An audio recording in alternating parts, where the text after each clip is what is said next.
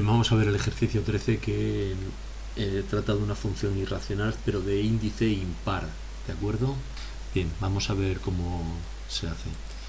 Bien, en primer lugar calculamos el dominio de definición y vemos que como se trata de una función irracional de índice impar, entonces no va a haber ninguna restricción para el radicando, ¿de acuerdo?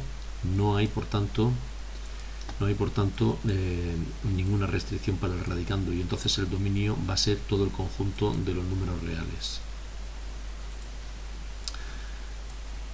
Bien, el siguiente apartado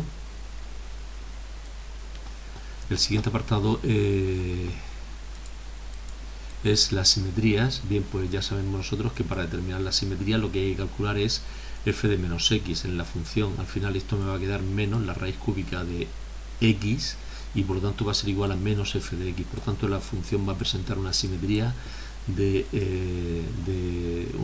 tipo impar, ¿de acuerdo?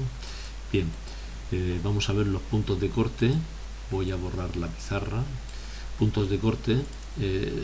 Vemos que los puntos de corte con el eje de x los obtenemos resolviendo como siempre la ecuación f de x igual a 0,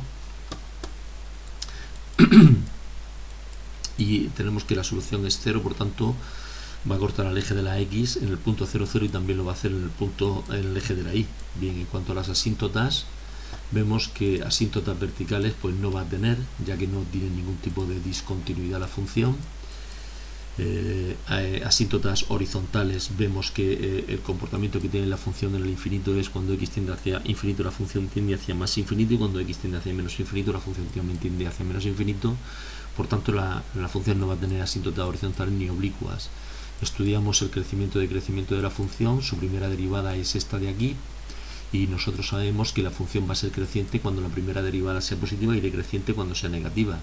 Si vemos la primera derivada, pues vemos que no se va a anular nunca, ¿de acuerdo? Porque para que se anule una fracción el numerador tiene que ser 0 y el numerador vale 1.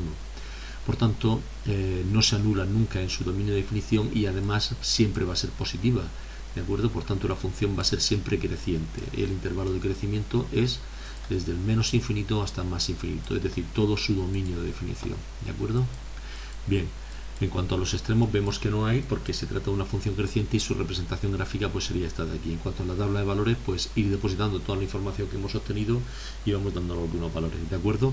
Bien, pues nada, un saludo. Hasta luego.